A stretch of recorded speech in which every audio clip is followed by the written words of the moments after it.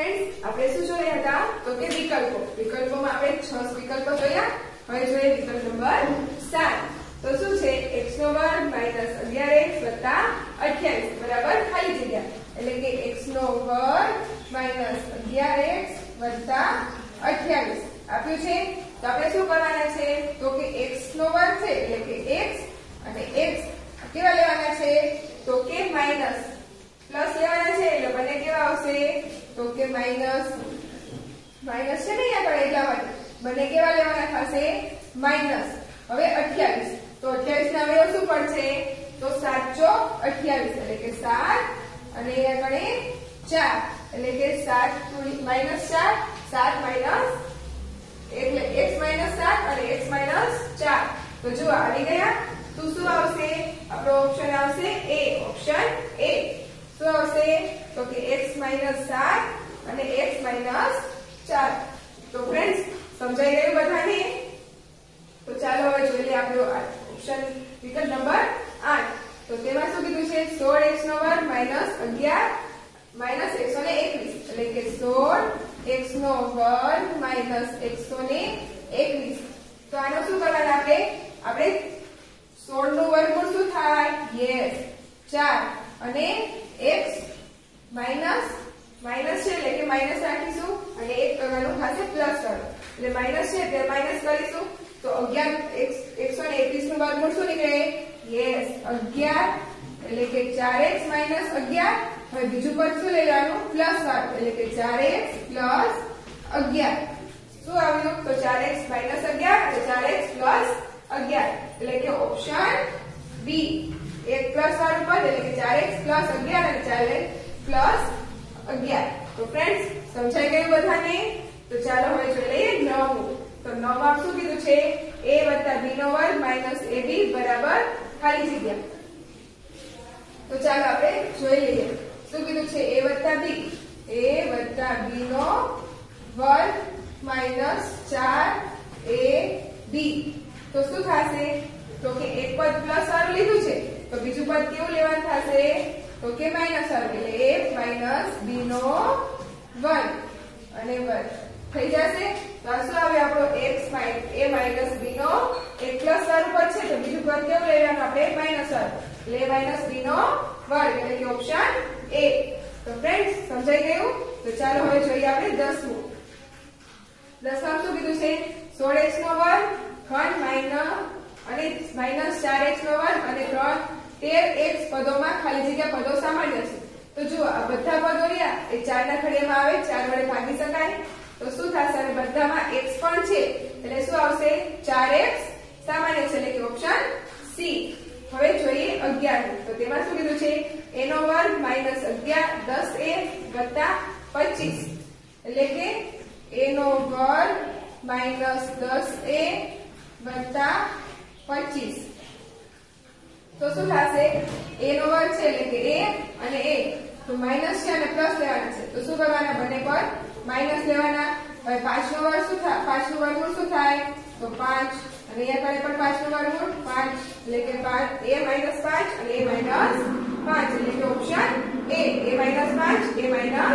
5 હવે જોઈએ 12 તો 12 માં શું કીધું છે 81x નો વર્ગ માઈનસ 25 તો 81x નો વર્ગ માઈનસ 25 તો શું કરવાનું તો કે 81x નો વર્ગ માઈનસ 25 એટલે કે 81 નું વર્ગમૂળ શું થાય યસ 9 અને x ના વર્ગનું વર્ગમૂળ તો કે x માઈનસ 5 નું વર્ગ 25 નું વર્ગમૂળ તો 5 હવે એક પદ માઈનસ વાળું આવ્યું ને તો બીજું પદ કેવું લઈ લેવાનું પ્લસ વાળું એટલે કે 9x પ્લસ 5 તો ફ્રેન્ડ્સ આપણો જવાબ શું આવ્યો 9x - 5 અને 9x પ્લસ 5 એટલે કે ઓપ્શન બી તો ફ્રેન્ડ્સ સમજાઈ ગયું તો હવે જોઈએ આપણે 13મું તો 13માં શું કીધું છે તો કે 100x નો વર્ગ માઈનસ 49 અને ભાગ્યા 10x વત્તા 7 તો ફ્રેન્ડ્સ 100 નું વર્ગમૂળ શું થાય તો કે 10 અને x નું વર્ગમૂળ તો કે x માઈનસ 49 નું વર્ગમૂળ તો 7 અને બીજું કેવું પદ લેવાનું તો કે પ્લસ વાળું 10x પ્લસ 7 અને ભાગ્યા 10x વત્તા 7. હવે ભાગાકારમાં છે તો એટલે ભાગાકારમાં લઈ જવાનું, એટલે કે 10x માઈનસ 7 અને 10x પ્લસ 7 અને છેદમાં શું થઈ જશે તો કે 10x વત્તા 7. તો આ પદ ને આ પદ સરખું છેલ્લે ઉડી જાય, શું બચ્યું તો કે 10x માઈનસ 7. એટલે શું આવશે ઓપ્શન એ 10x માઈનસ 7. તો હવે જોઈએ આપણે 14. તો 14 માં શું કીધું છે તો કે 4a નો વર્ગ માઈનસ 20a વત્તા 25 ભાગ્યા 2a માઈનસ 5. તો ચાલો આપણે જોઈ લઈએ આમાં શું આવશે. આપણે અત્યારે અગાઉ શીખી ગયા તેના જેવું જ છે, એટલે કે તમને બધાને આવડશે તે. એટલે 4a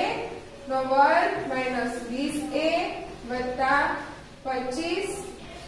અને ભાગ્યા 2a માઈનસ 5. તો જો આ છે તો તેમાં શું બનશે પદ આપણું તો કે આ માઈનસ 4 નું વર્ગમૂળ શું થાય તો કે 2, a નું વર્ગનું વર્ગમૂળ તો a માઈનસ છે એટલે કે માઈનસ 5 નું વર્ગમૂળ તો 25 નું વર્ગમૂળ 5. હવે આ એક માઈનસ વાળું લીધું તો અહીં આપણે પ્લસ લેવાના છે તો બીજું પદ આપણે માઈનસ વાળું લેવું પડે, એટલે કે 2a માઈનસ 5 ભાગ્યા 2a માઈનસ 5. તો શું થઈ જશે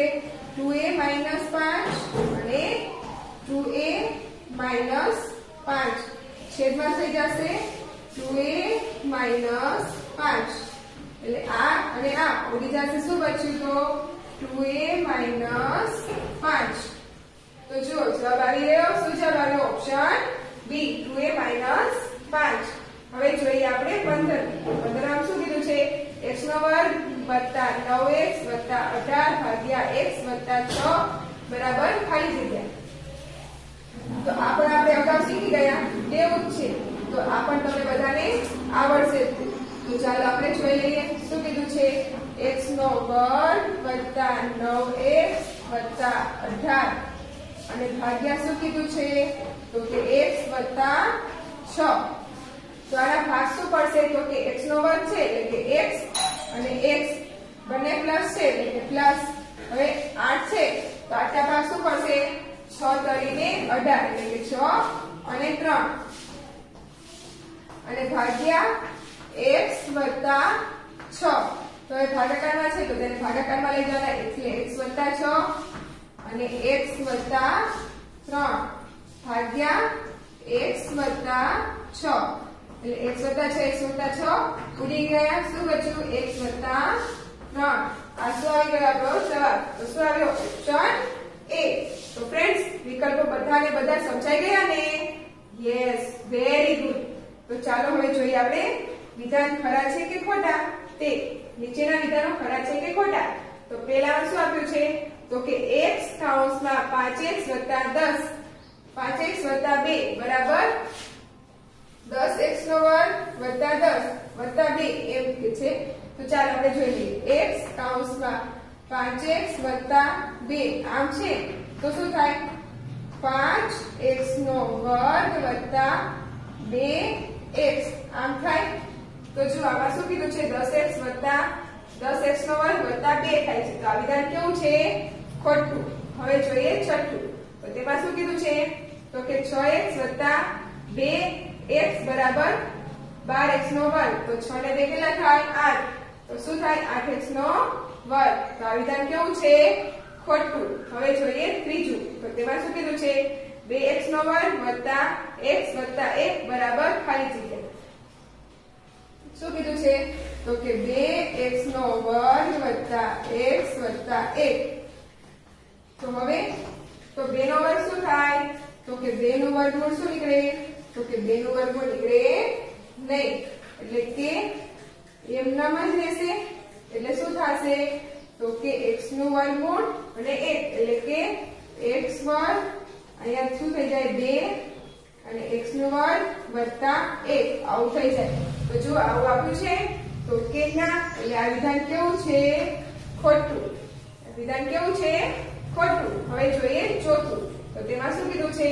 તો કે x નો વર્ગ માઈનસ 1.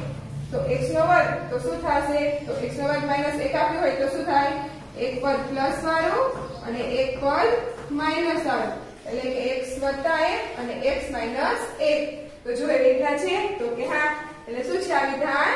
સાચું હવે જોઈએ પાંચમું તો તેમાં શું કીધું છે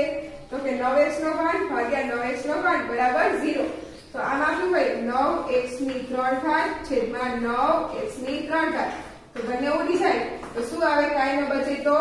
1 કોઈ દી 0 આવે નહીં એટલે આ વિધાન કેવું છે ખોટું હવે જોઈએ છઠ્ઠું તો તેમાં શું કીધું છે તો કે 5x + 1 છેદમાં 5x તો શું થાય આ જો અહીંયા કણે ગુણાય છે એટલે શું થઈ જાય તો કે 5x ઉડી જાય એટલે શું થઈ જાય તો કે 1 એટલે કે વત્તા 1 પણ કેવા આવે તો કે 1 વત્તા એટલે શું આવશે 1 વત્તા 1 એટલે કે 2 એટલે જો સરખાઈ ગણું એટલે કે 5x વત્તા 1 છેદમાં 5x એટલે આ કયું આવ્યું શું વચ્ચે 1 એટલે 1 વત્તા 1 તો 2 આવે એટલે આ વિધાન કેવું છે ખોટું તો હવે જોઈએ સાતમું તો સાતમાં શું કીધું છે તો કે 2x વત્તા 2 x વત્તા 2 અને x વત્તા 3 x વત્તા 2 x વત્તા 3 તો શું થશે તો આપણે